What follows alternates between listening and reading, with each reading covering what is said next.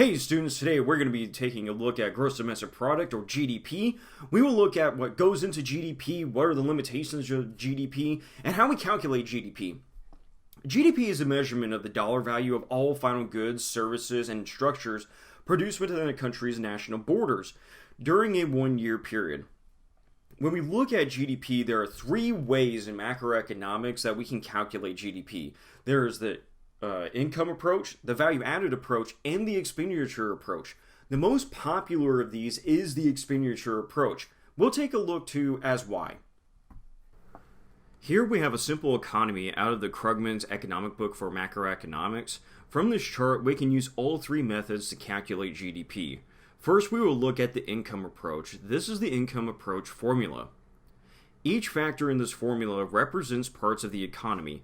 R is rent, I is interest, P is for profit, SA is statistical adjustment. This is where you add in dividends from investments, and W is wages. We can see in this chart that when we add all of this together, we get $21,500. The second approach is the value added approach.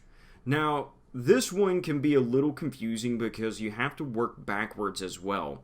The formula that I have to simplify this process is here. Before we do any math, we need to identify what are intermediate goods. Intermediate goods are products that are components of other goods or final goods. In the end, we only want to count the value of the final good in the economy. This is to avoid double counting and inflating GDP. This chart displays this as well. We can see that the iron ore company, American Ore, sells $4,200 of iron to American Steel. Now, American Steel will use that iron ore to create steel and then sell that steel to American Motors. At this point, the iron ore would have been counted 3 times.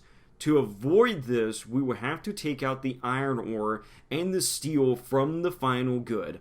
The final good for this economy is the car from American Motors.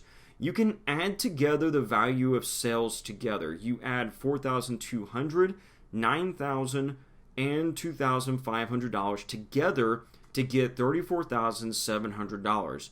Now you add up the intermediate good values of $4,200 and $9,000, and you get $13,200.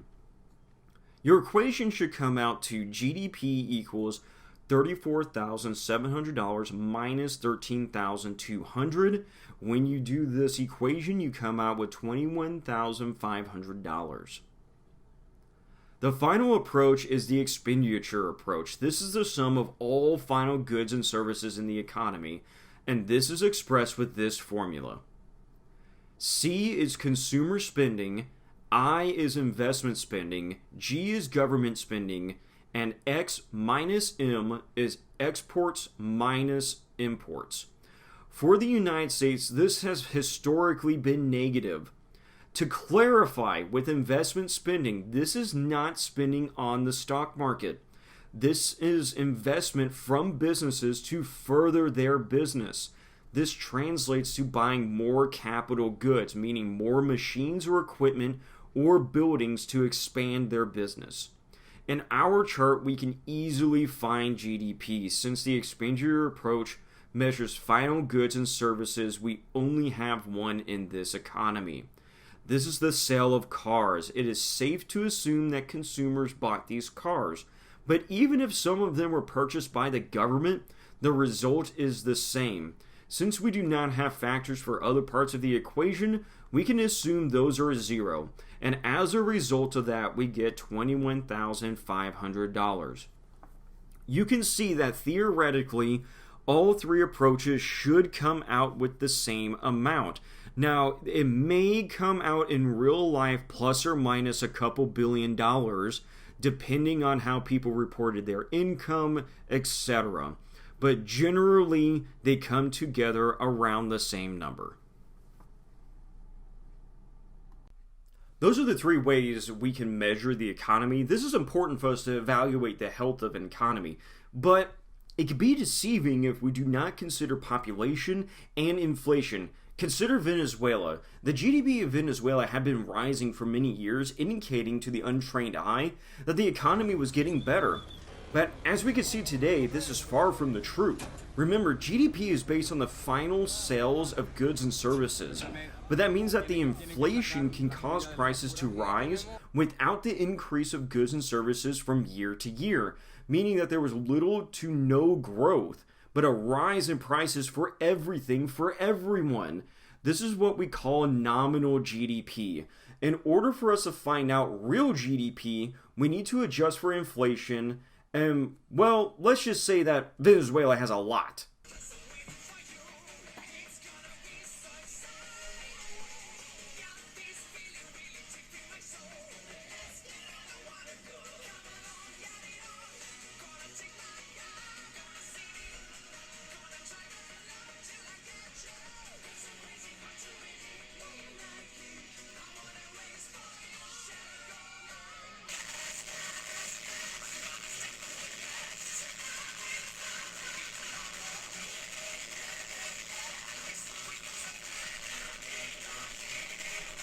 As a result, the real GDP for Venezuela has been in the negative for some time.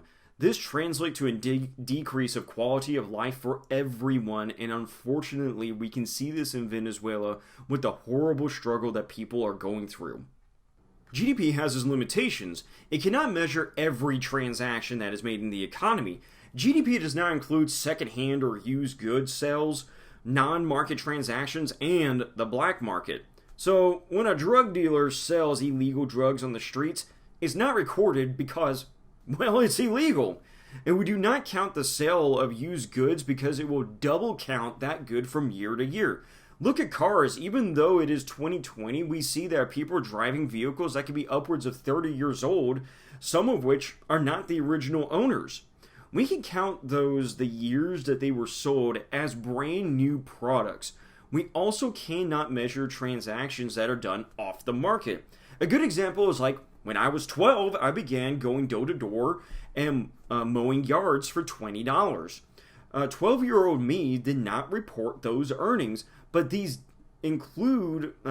also includes like when you buy a bag of chips from your friends for $1 or anything else that's not official. This does not make it illegal, but is not recorded or reported either. Alright students, that was the basics of GDP and how it is important. We can talk more about it in class. Please make sure that you guys are reading your books, follow CDC recommendations, wash your hands, and do not touch your face and stay inside.